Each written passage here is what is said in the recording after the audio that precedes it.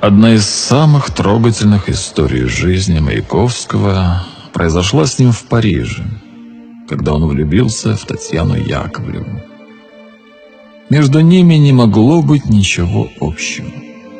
Русская эмигрантка, утонченная, воспитанная на Пушкине и Тютчеве, не воспринимала ни слова из рубленных, жестких, рваных стихов модного советского поэта Ледокола из страны Советов. Она вообще не воспринимала ни одного его слова, даже в реальной жизни. Яростно, неистовый, идущий напролом, живущий на последнем дыхании, он пугал ее своей безудержной страстью. Ее не трогала его собачья преданность, ее не подкупила его слава. Ее сердце оставалось равнодушным, и Маяковский уехал в Москву один. От этой мгновенно вспыхнувшей и несостоявшейся любви ему осталась тайная печаль, а нам — волшебное стихотворение «Письмо Татьяны Яковлевой» со словами: «Я все равно тебя когда-нибудь возьму, одну или вдвоем с Парижем». Ей остались цветы, или вернее цветы. Весь свой гонорар за парижское выступление Владимир Маяковский положил в банк на счет известной парижской цветочной фирмы с единственным условием: чтобы несколько раз в неделю Татьяне Яковлевой приносили букет самых красивых и необычных цветов. Парижская фирма с солидным именем четко выполнила указания сумасбродного клиента, и с тех пор, невзирая на погоду и время года, из года в год в двери Татьяны Яковлевой стучались посыльные с букетом фантастической красоты и единственной фразой от Маяковского. Его не стало в 30-м году. Это известие ее ошеломило, как удар неожиданной силы. Она уже привыкла к тому, что он регулярно вторгался в ее жизнь.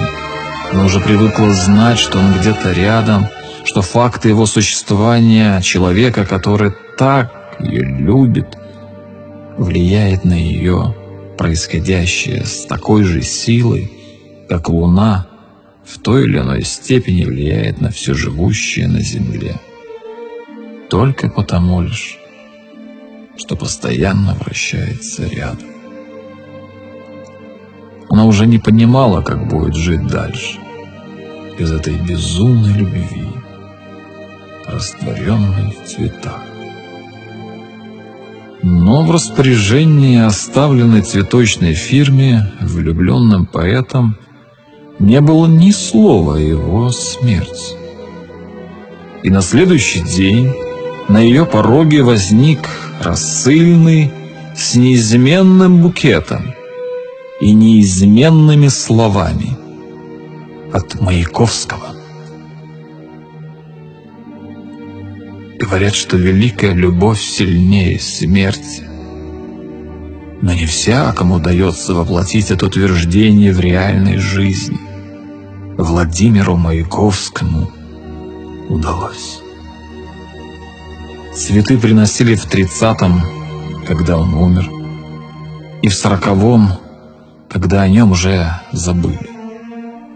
В годы Второй мировой войны в оккупированном немцами Париже она выжила только благодаря тому, что продавала на бульваре эти роскошные букеты.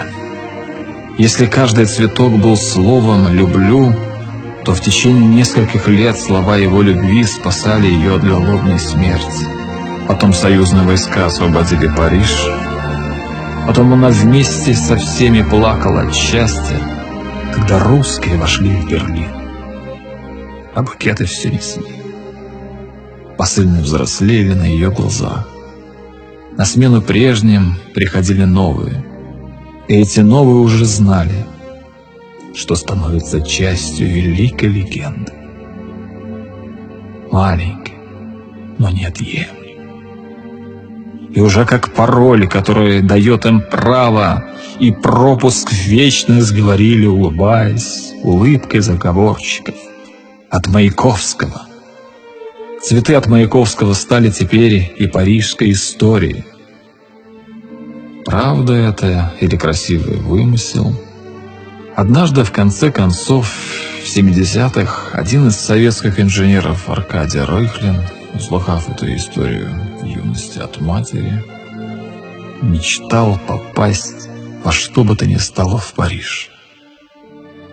Татьяна Яковлева была еще жива и охотно приняла своего соотечественника.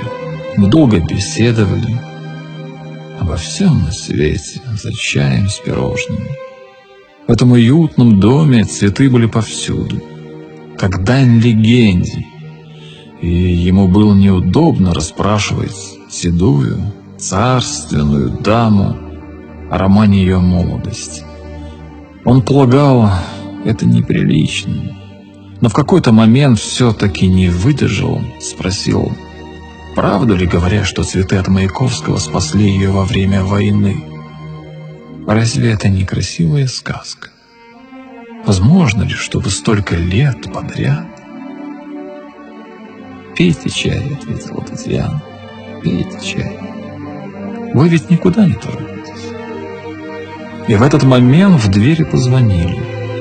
Он никогда в жизни больше не видел такого роскошного букета, за которым почти не было видно посыла.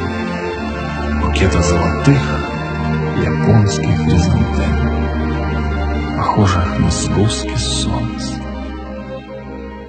Из-за хапки этого сверкающего на солнце великолепия голос посыльного произнес: «От Маяковского».